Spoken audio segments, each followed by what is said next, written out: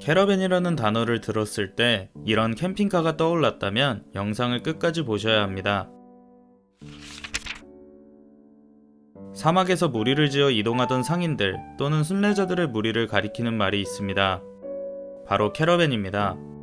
하지만 최근에는 온두라스와 과테말라, 엘살바도르 등의 중미 국가에서 빈곤과 범죄를 피해 미국으로 향하는 사람들을 칭하는 용어로 사용되고 있습니다.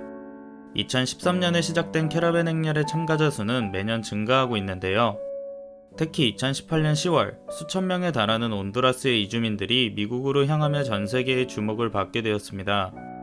이 사람들은 왜 고향을 떠나 미국으로 향하는 것일까요?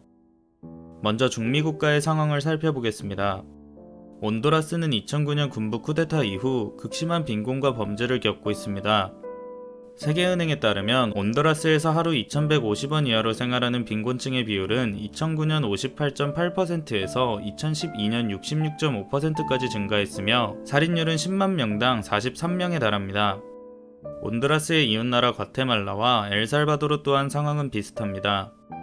엘살바도르의 경우 2017년 살인율이 10만 명당 60명이라는 수치로 전세계 살인율 1위를 차지하며 오명을 쓰기도 했습니다.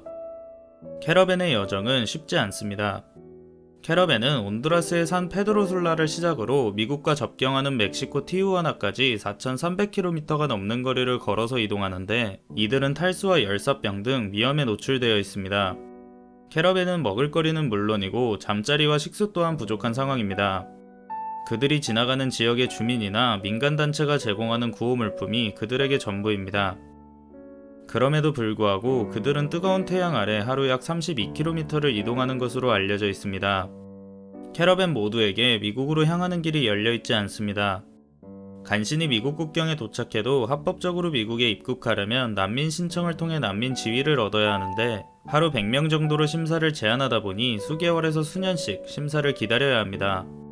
또한 미국에서 난민을 신청하려면 본인이 본국에 돌아갔을 때 자신이 위험에 처한다는 것을 증명해야 합니다. 그저 가난을 피하거나 새로운 기회를 위한 신청은 인정되지 않습니다. 한편 트럼프 대통령은 캐러밴에 강경한 입장입니다.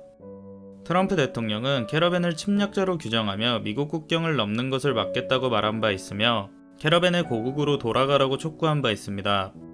더 나아가 트럼프 대통령은 캐러밴을 막지 않는 중미권 국가를 비난하며 캐러밴을 그대로 방치할 시 원조를 끊겠다고 위협하고 있는 상황입니다.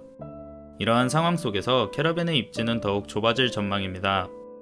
트럼프 행정부의 지속적인 압박 속에 캐러밴의 북상을 방관하던 멕시코는 2019년 이후 캐러밴의 유입과 이동을 최대한 막고 있습니다.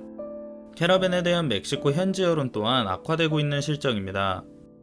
멕시코인들 사이에서는 수천에 달하는 캐러밴이 국경으로 몰려들며 국경 통과가 지연되고 치안이 불안정해진다는 등 캐러밴에 의해 자국민이 피해를 보고 있다는 인식이 퍼지고 있습니다. UN 난민기구에 따르면 캐러밴의 규모는 2018년 10월 기준 약 7,000명에 달합니다.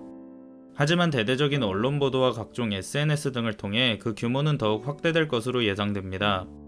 올해 1월 15일 1,000명에 가까운 온두라스의 국민들이 산 페드로술라에서 미국을 향해 북상하기 시작했습니다.